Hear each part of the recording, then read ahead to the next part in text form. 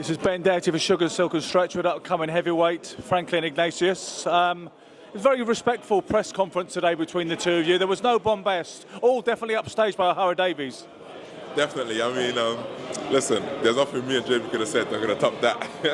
But we've had a good, respectful press conference. I think, like I said, we both know each other too well for it to be some crazy words being thrown around or whatever. We're both looking forward to getting on and getting a good fight. Yeah, up on the stage there, it was revealed that you guys boxed as amateurs and the decision went to Jamie. It wasn't someone you contested and it wasn't someone you seemed to think was massively relevant to today. No, not at all. Look, it was 5 years ago. The fact that we fought back then, I believe he won it. It was a narrow decision, but it doesn't really matter because we're men now, we're pros. In the plus 5 years, he's gone on his own trajectory, I've gone on my own trajectory. And even though neither of us didn't anticipate this fight happening, we're here now, and it's the fight that makes sense. How many amateur fights did you have, Franklin? 20. 20, yeah?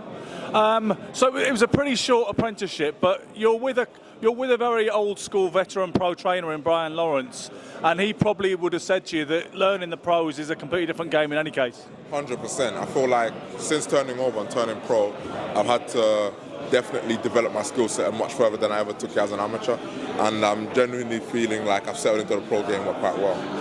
What have been the major adjustments?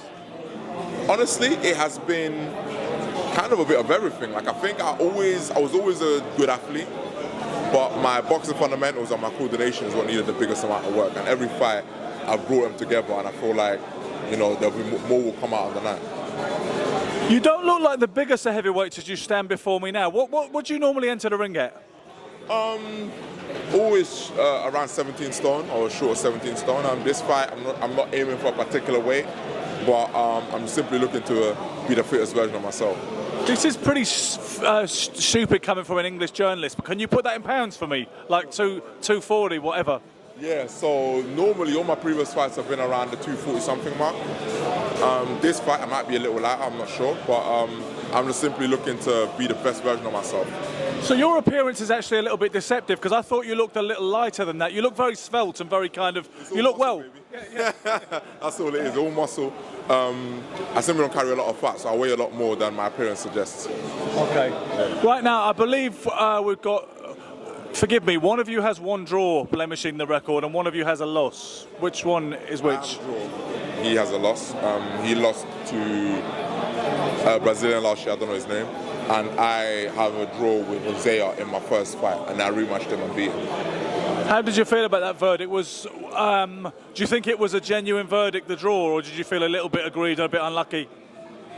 I genuinely believe it was losing that first round is what made it a draw because it was a 4-round fight at the time. But I immediately called for the rematch on exiting the ring because I believed that I'd done enough to win and I would prove it in the rematch, and I did. Again, like this fight, it's a fight that people expected me to lose. You know, I don't know what the rumours saying about this fight, but I'm sure there's a contingent saying I'm not going to win this fight. And this is not new to me. So that Hosea fight was the same. And for me personally, me getting a draw there it was not a bad thing. I was accepted it. I said, you know what, I'm going to rectify it in the rematch and I'll prove it that it was conclusively my way. And this is obviously your biggest opportunity to date on October the 19th. Great, yes, definitely. It was my biggest opportunity against a worthy contestant. I believe someone like Jamie was required to bring the best out of me. I feel like the focus and the preparation I'm going to bring to this fight will be a reflection of the respect I have for the man. Can I ask how old you are, Franklin? I'm 29 years old.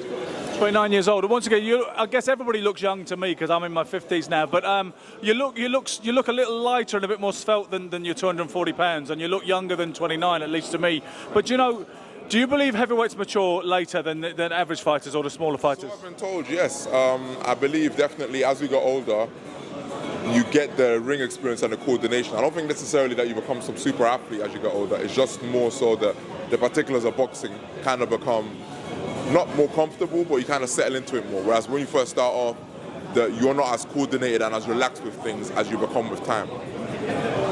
Before you go, I wish you the best of luck on October the 19th. Before you go, maybe I could get two predictions for upcoming heavyweight blockbusters from you. You can probably guess what I'm going to ask the two fights. We have Joshua Dubois on September 21st. Quick thoughts? I don't believe it's a genuine 50-50. I think the mentality in terms of the recent tough fights is with Dubois. but this goes to Joshua. I would say that Joshua should win, but if Dubois wins, it won't surprise me. Absolutely. And the bigger one on December 21st, Fury Usyk 2. Honestly, I feel like it's a Usyk win. I think it will be too difficult for Fury to turn back Father Time.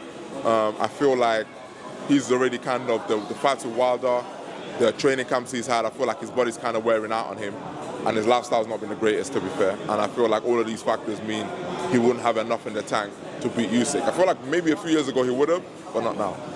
Frank Ignatius, upcoming heavyweight, thank you for making yourself available to Sugar Silk and Stretch. We wish you the best of luck, sir. Thank you. And I also want to thank Mike Lawrenson from Elite Marble and Granite from the Caymans. You know, he's been a significant part of this camp, and he has made my preparation possible. And I also want to thank God for delivering this opportunity to me, and my family for supporting me, and everyone back home for tuning in. And I'll see you on October 19th. All the best. I hope we do this again soon. Thank you. Cheers.